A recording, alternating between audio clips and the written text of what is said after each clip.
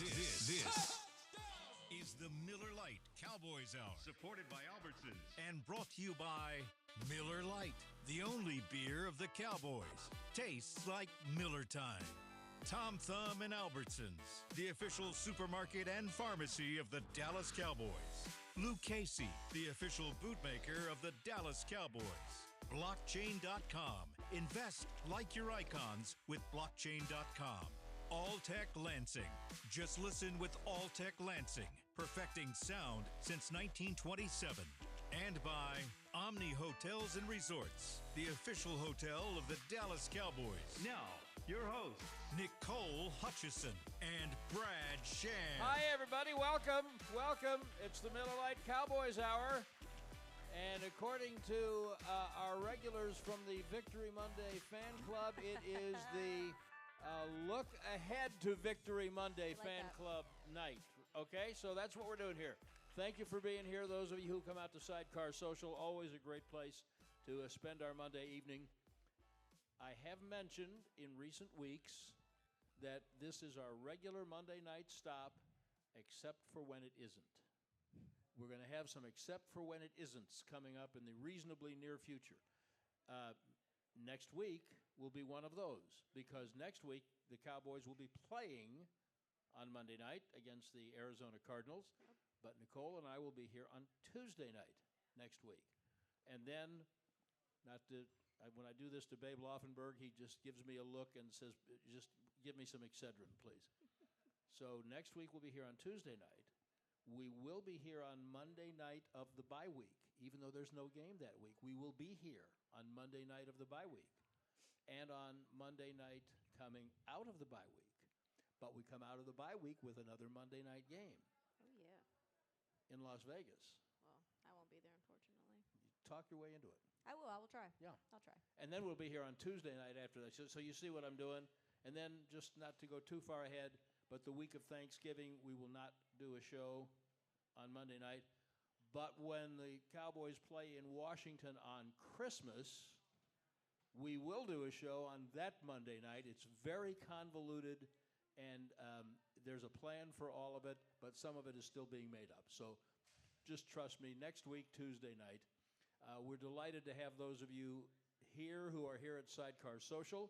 James Houston's going to be our special guest tonight. Very exciting young player, fan favorite, stuck in traffic. He can maneuver around tackles. He can maneuver around pulling guards. Traffic in an automobile is a little harder. So he will be here in just a few minutes. We are happy, as always, to welcome those of you who are listening, wherever you're listening, on the Dallas Cowboys Radio Network. Thank you. And to those of you streaming wherever and whenever you are streaming on DallasCowboys.com. Hi, how you doing? Hello. What were we talking about last week that you were going to do a show on Brock Hoffman and his war paint? Oh, yeah. Is that in the works? We're going to get there. I think he wants to do that when they get their next win, So we're gonna put that on the air after probably Arizona. After a win. After a win. But when are you going to, so he's going to go through that whole thing? Oh, absolutely. Okay. Absolutely. But after the game. Yeah, I just might do it as well, Oh, it's going to be great. It's going to be golden. Oh, gosh. I can't wait. wait for this. Okay.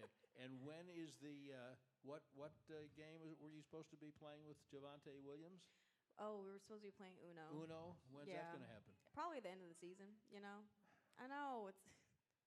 They're busy right now. They got a lot of work to do. You got a bye coming up. That's true. Okay. You'll probably be going to...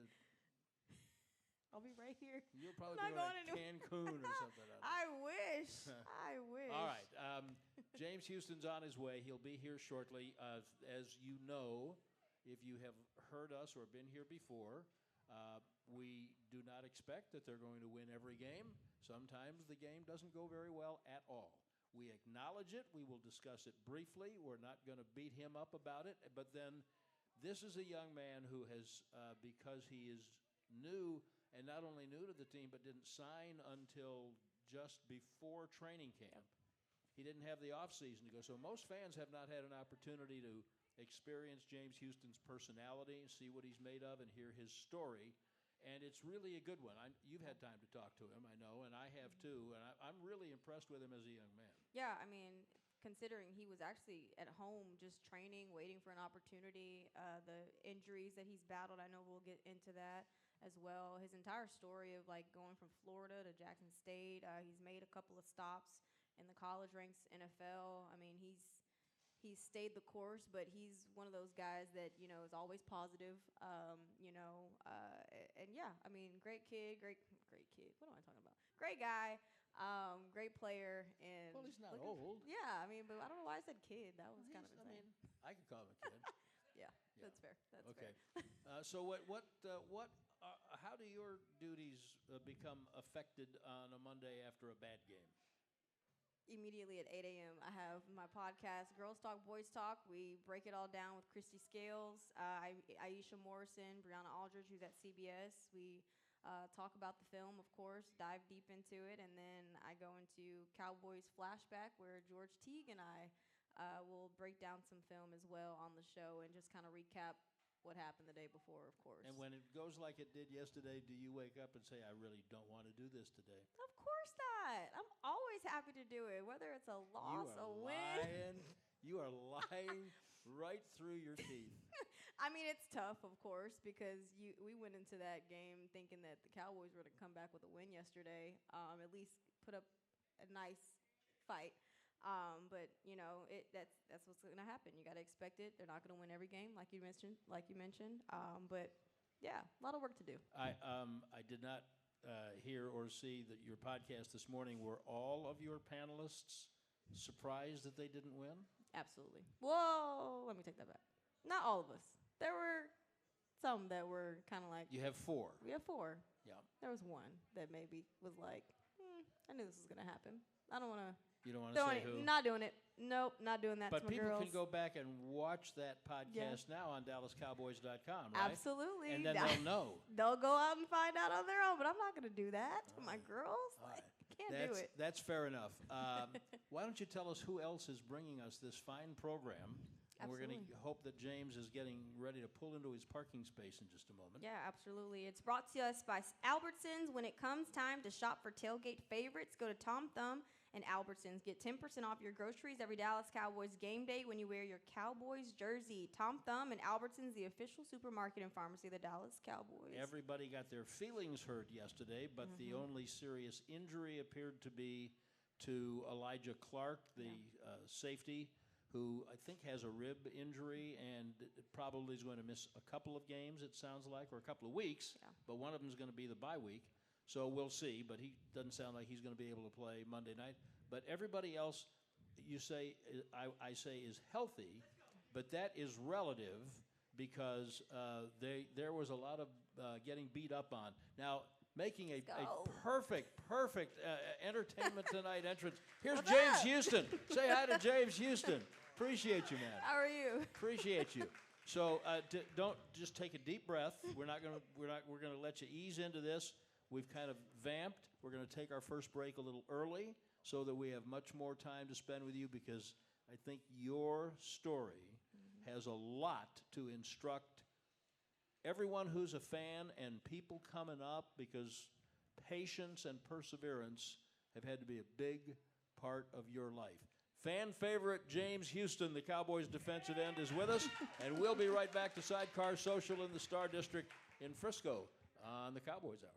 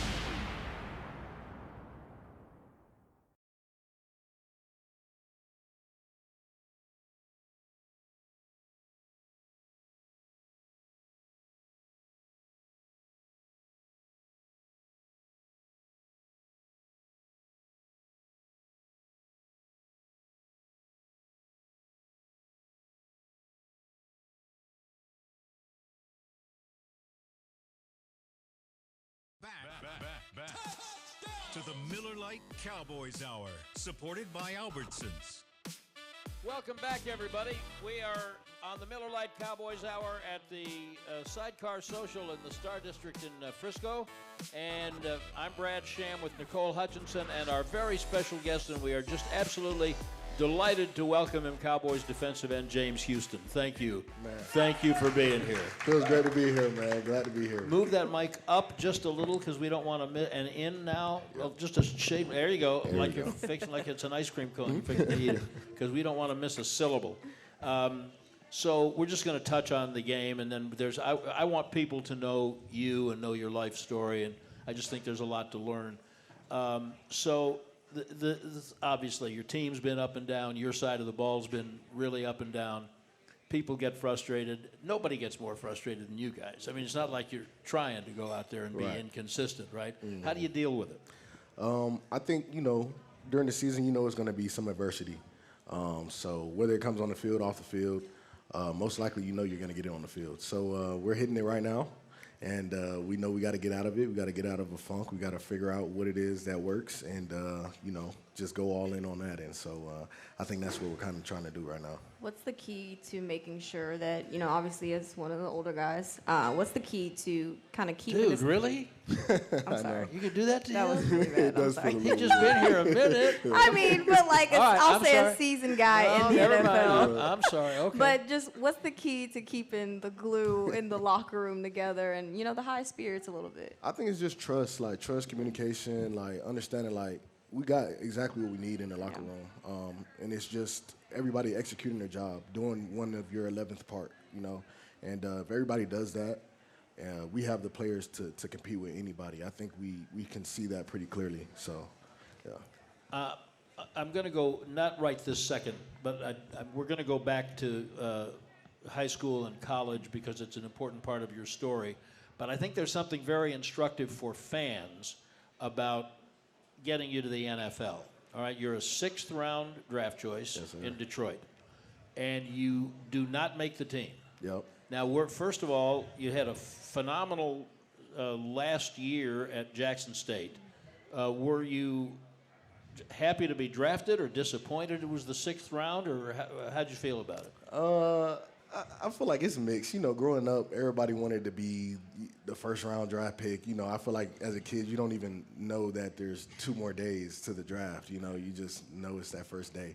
So my dream was always, to go to that first day. But coming from, an HBCU where the year before they didn't have anyone drafted, I kind of understood the dynamics of it all. And I knew it was going to be an uphill fight for me, and I was willing to, go on the ride. And so I wasn't upset at all. I was actually extremely proud and excited that, I got picked. I got my name called. Some team actually wanted me, and so, I took that with pride, I got drafted. So, was it in high school or at Florida where you started and graduated, by the way, from Florida? Yes, sir, yes, sir. And then went to Jackson State. Where of those places were you first nicknamed the Problem? That was Jackson State. Yeah, that was Jackson State. I don't even know where it came from. Literally, I had made a tackle maybe like the 3rd game of the season, and it was like, bro, did you hear what they said? Like, it was some dude on the field. He was like, did you hear what they called you? I was like, nah. Like, what they say? He was like, they said James the Problem Houston. I was like, oh, okay, I kind of like that. Okay, that's good. Something to live up to. Yeah. All right, this is the part that I think for fans is really instructive. So you're drafted, you didn't make the team. Yep. And they sign you to the practice squad. Yep. So when they tell you, Dan was the coach, right? Dan Yes, sir. Campbell, Uh-huh. old longtime friend. Yep. Dan, you come in to see Dan. He's probably not the first guy you saw, but James, we loved everything you did. Think the world of you. We're not going to keep you right now. We hope to bring you back, but am I doing so? Yeah, that's pretty much what it was. And so what are the emotions now? Ooh, that was tough. That was a tough day for me. I thought it was all over, I knew it wasn't, but it just feels like, man, I'm not good enough again, and it's just another step, another obstacle that you got to get in the way of. You're not the best 53 on the field right now, so you got to figure out a way to get better or figure out how you can help this team and be on that 53. So that was kind of what I kind of like flipped it to, like, okay, let me figure out what this team needs and bring that. Sorry, Nicole. Now they signed you to the practice squad. Yep. And while you're on the practice squad, you're out there grinding and Oh yeah. show team and all that, and the team starts 1-6. Oh yeah, yeah. How fired up are you at that point? Right. So, me personally, I've never had a losing season in football. Like, still to this day. Like at the Lions that year, we started 1-6 and we ended up 9-8. Right, yeah, Which 9-8, right. which means you finished 8-2. Yeah. This is the part I'm trying to make people think about. Yeah. They started 1-6, so everybody just quit and went home and never saw a football again. No, they kept grinding. Right, it's a long season. And went 8-2. Yeah. I'm not telling you the Cowboys are going to win 8 of their last 10 games. I'm telling you that the world did not create a giant hole in it and the whole franchise disappear into it because they had a bad game yesterday, right? Exactly. No, yeah, it's a long season. You have 17 games, so it's just you want to go 1-0 every game. And I kind of like to take it a little bit further and break down in the quarters and try to go 4-0 in every quarter.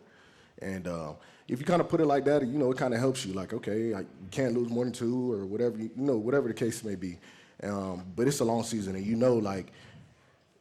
Until you get to November and December, that's when you're gonna know who the real teams are, and it'll start to show. So whenever that team finds a click, it could be week 13, 14, and they have just enough wins to win out, and now they're really on a roll. They hit the wild card game. They they beat number 1 seed or whatever, and it's like this team is really unstoppable almost, and so I think it's just about hitting your stride, figuring out what the team is good at.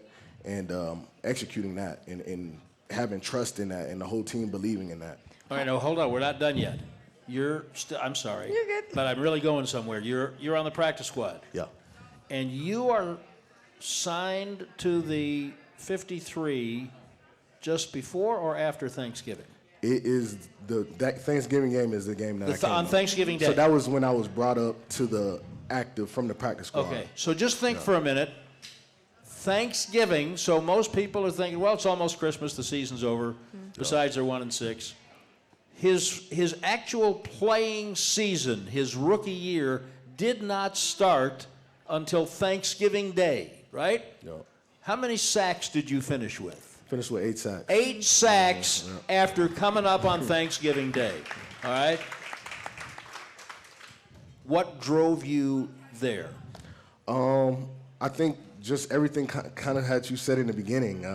All those adversities and tribulations, figuring out what I needed to bring to the team, grinding on the practice squad, man, going against the first teamers every play and trying to get feedback and trying to figure out, what my game needs and what I need to do to beat these guys. And I think it was just my determination, man. I was so determined to be great and be on the 53 and be exactly who I thought I was, and so I just went at it. I went at it hard, and by the time it was my opportunity came, I was prepared. I was extremely prepared, and I went out there and just executed. All right, now I'm not going to say you're an old dude like Nicole was trying to say before, but it's not your first rodeo, and then I'll let you talk. I promise.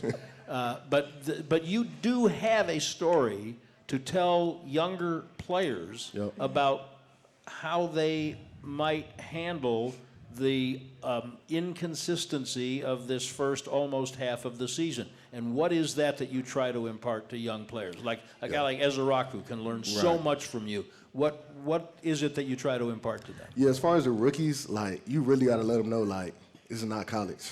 It's not 10 games. It's not, they got the playoffs now or whatever, but it's not like 10 games or you need a certain amount. You need to beat this team to get into a bowl game, whatever. It's not all of that. It's a long season. It's about 2 or 3 of your seasons. So buckle up, strap in, and get ready because it's going to go all the way down to January, So just be patient, man. Be patient. Understand that, okay, it may not click 1, 2, 3, or 4, but you done seen something week 5 now. I know you seen it, so it's like now you gotta feed into that. You gotta build off of that, And so I think he's doing a great job as far as Donovan. I see him building every week, and that's exactly what you want to see a young guy do, man. Just continue to build and kind of see those opportunities flourish more and more.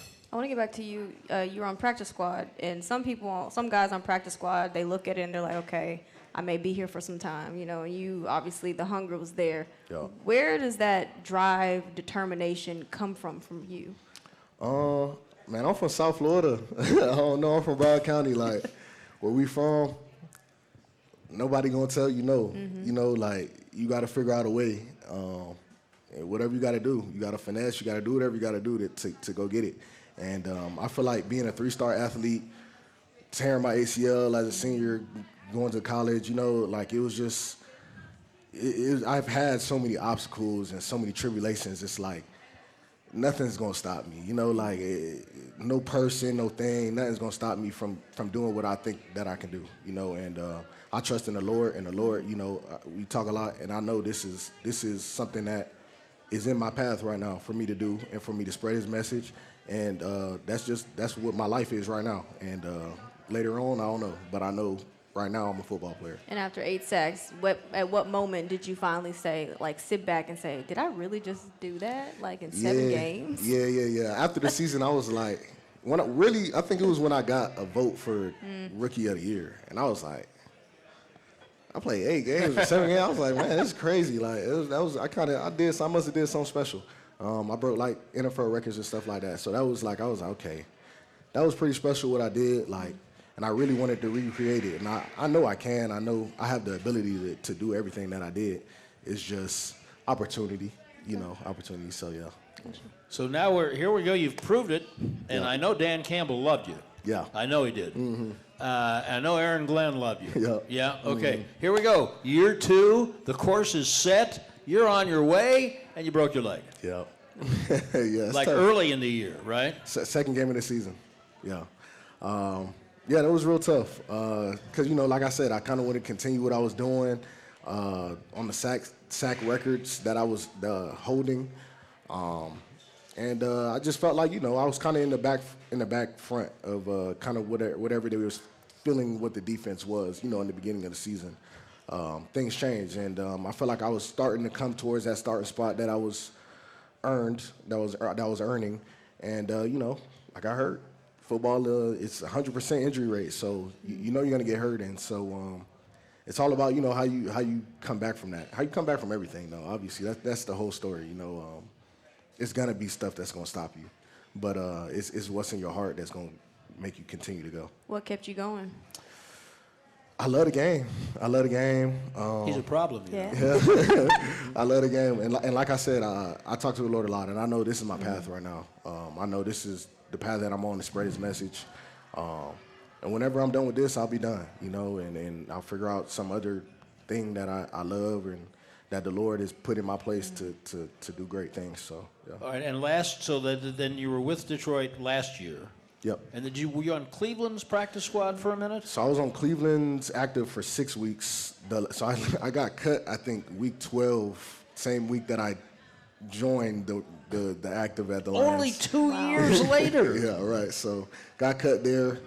Cleveland picked me up on Thanksgiving. I had to take all my stuff. My people came all the way up to Detroit. They cooked dinner and everything. Ooh. We had to take all the food. We drove to Cleveland. And it was it's crazy, man. It's the NFL though, so you know, anything. Y'all took all the food from Yeah, we took Cleveland? the food. Yeah, I think it was like maybe a two-hour drive. Yeah, it's not. I mean, it could have been worse. Mm-hmm, yeah, it's not crazy far. All right, so now Cleveland didn't re-sign you. No. Yeah. And so you go through the off season leading to this year without a team. Yep. And you're doing what physically and mentally? Ooh, I'm grinding. When they say grinding, like it's like in the darkness, like grinding. And it was me and my trainer, man, System 8. We was grinding, bro. We was grinding real hard every day, two, three workouts a day. I was pushing myself to crazy limits. And I knew, like, the NFL, bro, they say it's not for long. And I know, like, if they don't want you here, like, you won't be in the league. And so it don't matter how good you is. You've seen plenty of players, and you're like, man, what happened to him? Like, he was just, and it's like, it's just the cards ain't fall right, and you didn't continue to, you know what I'm saying, show your hand. So I just knew I had to put my best foot forward. And I knew I was going to get a shot, whether it was a workout, something. I knew I was going to get something. And so whatever I was going to get, I was going to look like, how was he on the street? Like, we need him right now. Walk us through those crazy limits. I want to know. I'm intrigued. In the morning, so ChatGPT has done a lot for me. I'm not going to lie, especially as far as training, and health and everything, eating. Yeah, so I put in ChatGPT, as far as nutrition and vitamins and everything. So I was following that kind of routine, a good schedule. But in the morning, we would run, we would run a lot. We would do different type of runnings, but we would run a lot in the morning. Then after the run, we'll lift. And then I'd either have a position drill where I'd go do D-line work down in Miami, or I'd go do, I was doing a lot of defensive back work in the off season because I played linebacker. Yeah. So I try to kind of keep up with it a little bit just in case I'm asked to do a little something. So I was doing that every day, 6 days out of the week. And going to Atlanta, training with my pass rush trainer, just anything that I could do because I was free.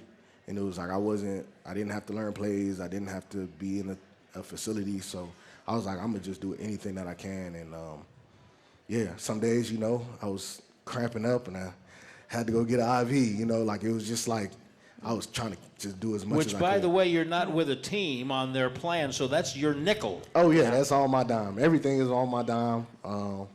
But I know, you got to give it. You got to give in to get. So. All right. So we've gotten James from starting his professional football path right to the lip of the cup of getting here, and we've got to finish that, and then we got to go back and get him through high school where he was a problem, and into college, and you see the path. And you see now why we wanted to have James Houston on this show. Thank you very much for being with us. James Houston's our guest. Nicole, who else is making this lovely work possible? Got you covered. Luke Casey. Stand tall while you're tailgating or cheering in the stands with the Dallas Cowboys Collection by Luke Casey. Shop the collection today at Luke Casey's 6 DFW locations or online at lukecasey.com. Luke Casey, the official boot of the Dallas Cowboys and Dallas Cowboys cheerleaders. We'll be right back with James Houston on the Cowboys Hour.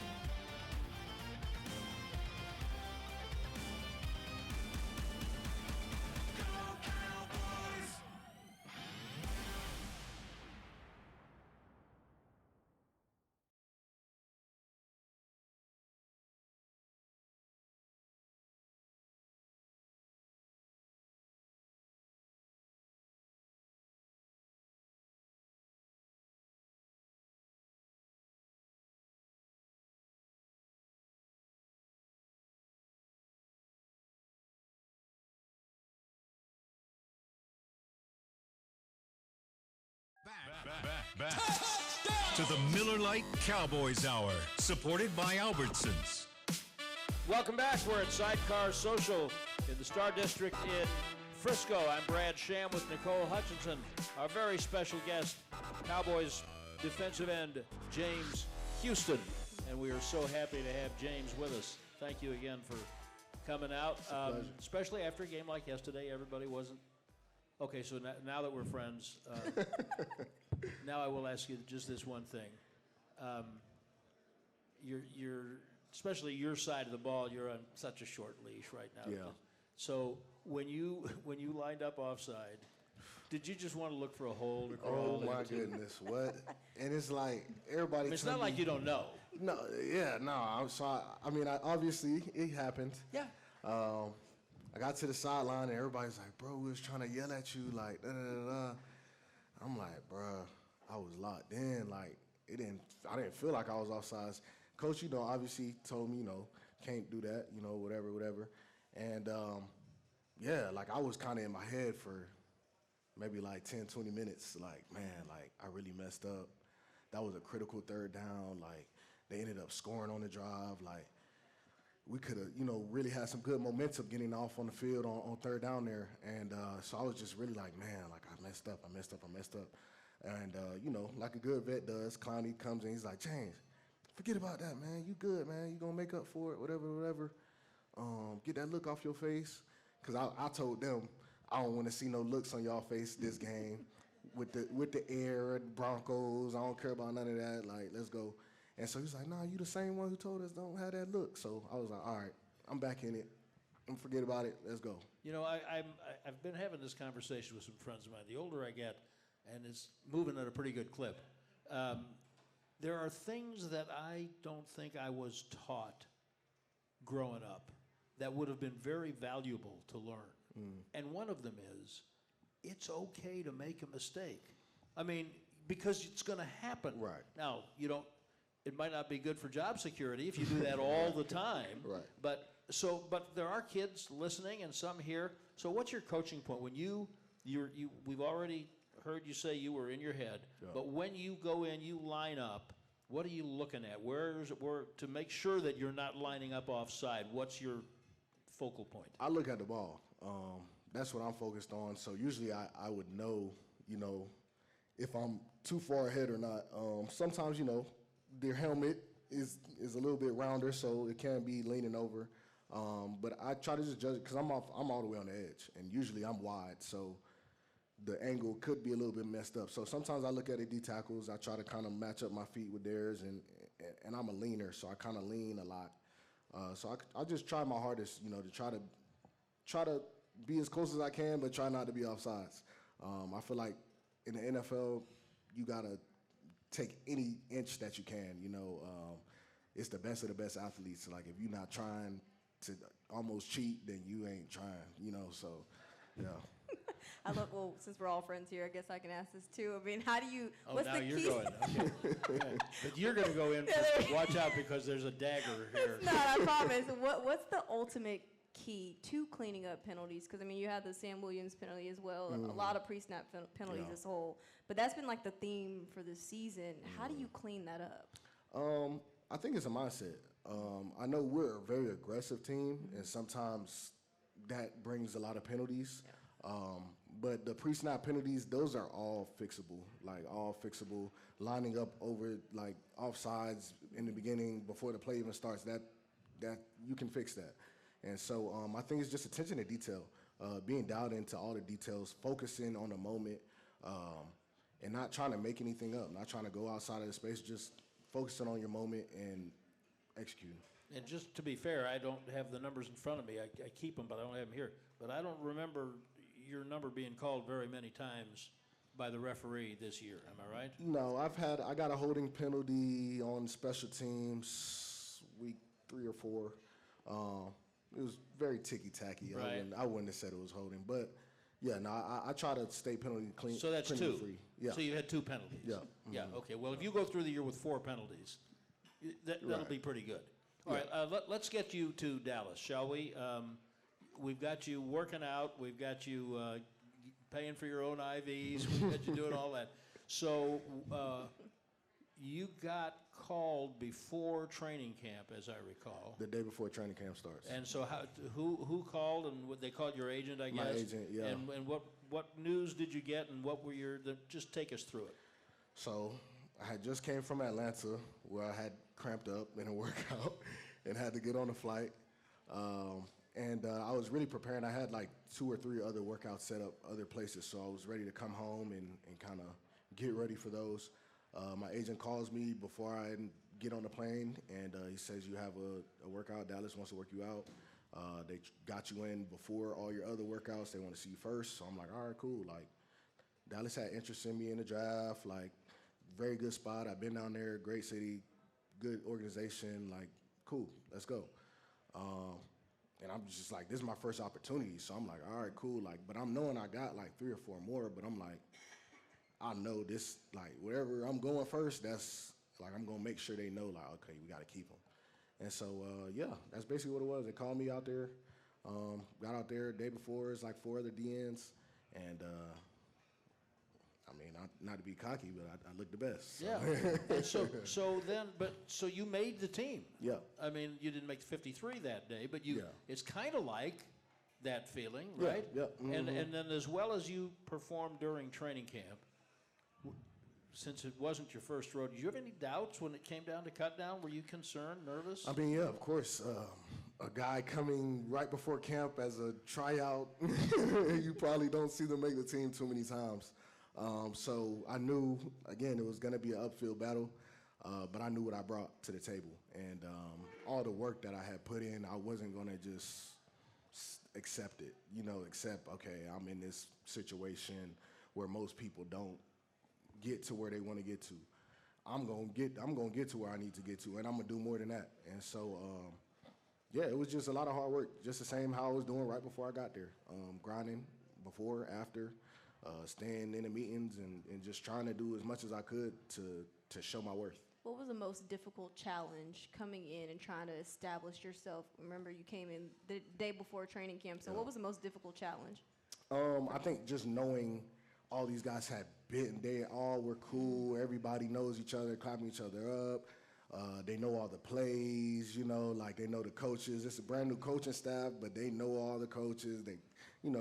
So it's like, oh man, I missed out on a kind of a big part, but I have to still come in and start hot, because if I don't, then I'm just gonna get thrown to the backside. And so, yeah, every day I just was like, I gotta show out, like I gotta show up, like they gotta see me on the film. And the feedback I was getting, they said I was, and so I was just like, I gotta continue to do it every day. And so yeah, it was probably just just the camaraderie was really just like the biggest, like, oh man, like, and it made me like, okay, I gotta get out of my shell too. I have to open up and try to meet everybody on the team. Like, I can't just say I'm just gonna try to make the team and not care about nobody else. I gotta be in the team. So yeah. Do you feel like that sometimes gives you an edge a little bit, because you don't necessarily have my brothers, I'm competing against them every day, but that's actually a good thought, and that maybe could push you a little bit, because it's like you. But I mean, camp as an NFL player, you got to take a grown man's job. It's a vet or somebody that gotta feed their family or their children or whatever, and you gotta say, nah, like, this is my job. And it's tough, but someone trying to take yours. Yeah, right, exactly. Yeah, it is what Hey, it is, Nicole, so. who leads the Cowboys in sacks right now? this guy right Yeah, here. James Houston leads the Cowboys in sacks right now. Before we take our next break, so I know you'd like to be on the field more. There's everybody with a Twitter account wants you on the field more. I know that. Do you think it's lack of familiarity with the coaching staff that has prevented that? Do you think it's your size? Because they made you a defensive end at Jackson, but your body still screams linebacker. Yeah.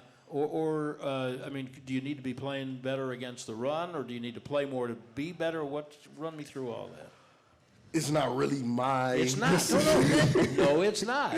I'm asking your opinion. Me personally, I mean, I know I have what's capable in me to play an NFL game and start the whole game. But like you said, it's scheme, familiarity, just what the coach wants to do. It's not high school anymore, so it's not like I can just tell him like, "Coach, put me in." Like, so it's a lot of different business things that goes on as well. So I just try to blind all that stuff out, and whatever opportunities that I'm given, execute them to the highest possibility. Like, if I get one play, I need to get a sack.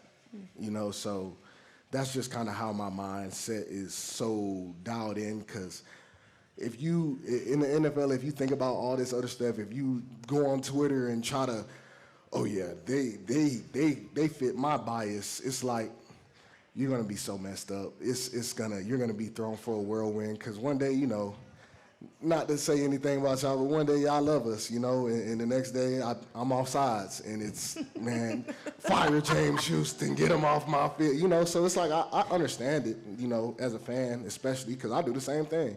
I'm watching basketball, my team is the Heat.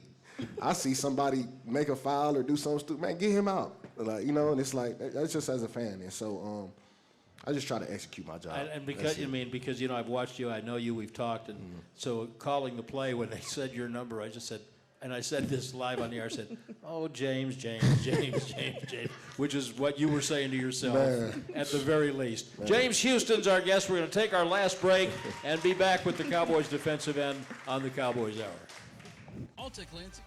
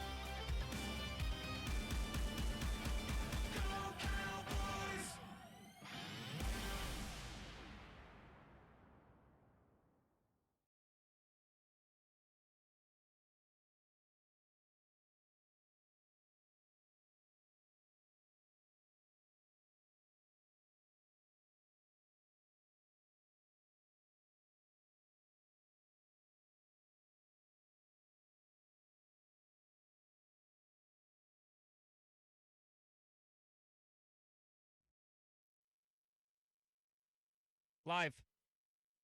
Supported by Albertsons. Welcome back to the Cowboys Hour. It's the Miller Lite Cowboys Hour at Sidecar Social at the Star District in Frisco. Brad Sham, Nicole Hutchinson, and our very special guest, Cowboys defensive end, James Houston. What was, you probably know better than me, what was the thing about where was a road game and his name was up No, and his picture was up and They said his name wrong on the broadcast or something, and then on television? yeah, not yours, of course not you, but I mean, yeah. how hard is James Houston? Yeah, I don't know. They called him. I don't remember who they called him, but then. Do you know what it was? I think it was Dante. I think it was Yeah. Dante Fowler. Dante, they called you Fowler? Yeah. Oh, I'm sorry. No, it's all No, good. I'm kidding. But yeah, no. And then I think they brought a picture over or something like that. And Perrion goes, "That's James Houston." Yeah, which that was going around the locker room then Yeah. the next day. Who is this? That's James Houston. Dak was the first one. One more thing about the start to your Cowboys career. Are you surprised by the degree of success you've had statistically? Are you frustrated by the number of snaps? How are you handling the whole thing? No. I'm just extremely excited to be a Cowboy. Extremely excited to just go through this journey with them.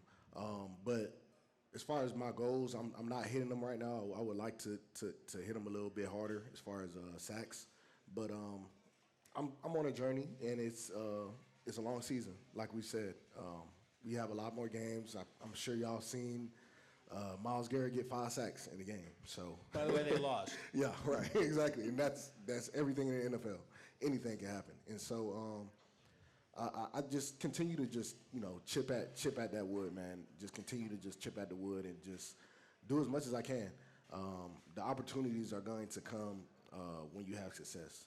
So continue to have success, and more opportunities will come. Okay. So. Let's take some questions from our audience, please. Hello, James. How are you? How My you name's doing? Rambo. So this is actually not a question, but I wanted to share something with you. So my son, he plays 7th grade football. He's a defensive end. Okay. So we went to open camp for the first time that was open to the public when y'all came back from Oxnard. Yeah.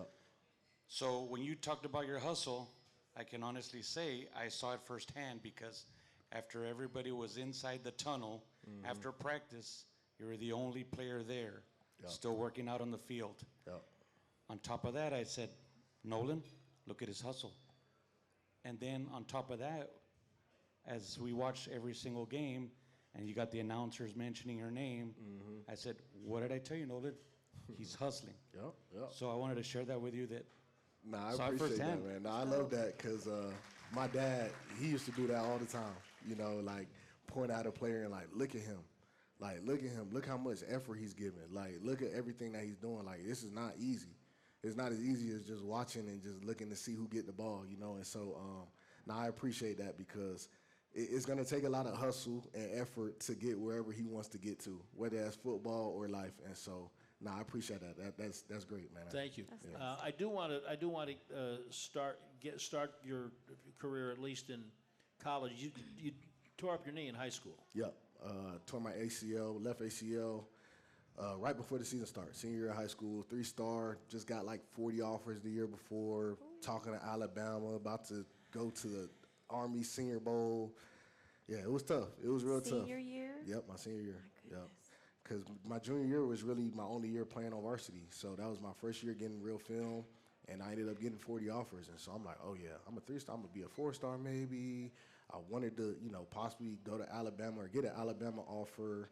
And so I was hungry. I was real hungry, and everything just kind of stopped. And, those calls stopped coming, and I'm starting to reach out to coaches. And so Florida, they stuck by me. They stuck by me all the way, and they was willing to, help with the rehab, help with everything. I ended up early enrolling up there.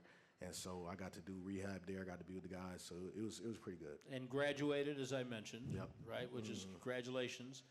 And then you still got eligibility left after you graduated, and you chose to join Deion Sanders' first class at Jackson State. Yep. I'm sure he must have had a little something to do with that. Oh, didn't he? of course. So Yeah. tell us about that. So I actually had a player that was at Florida, Jonathan Huggins, and he went to Jackson State. So he was there. He was telling me, I see you're in the portal. Deion, he told me to reach out to see if you got some interest. And at that point, I was like, I got interest in anybody who let's see what's going on. And I talked to him on the phone. I was like, all right, cool. Seemed like a good guy. He's got a good plan. I love the story. I was like, all right, I can take this a little bit more serious. Ended up talking to the linebackers coach. He worked with Deion for a long time. And he was a really good dude, great dude, and we would talk on the phone a lot. And so I was like, all right, I'll give him a shot.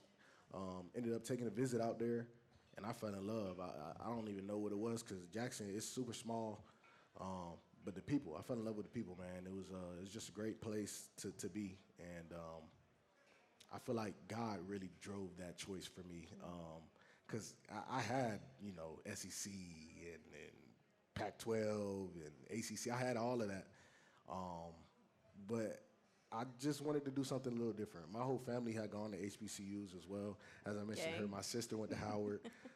So literally everybody in my family, like immediate cousins, uncles, aunts, everybody. So I wanted that experience, but playing football, it's hard. You probably don't think you're ever gonna get in. I saw this as an opportunity.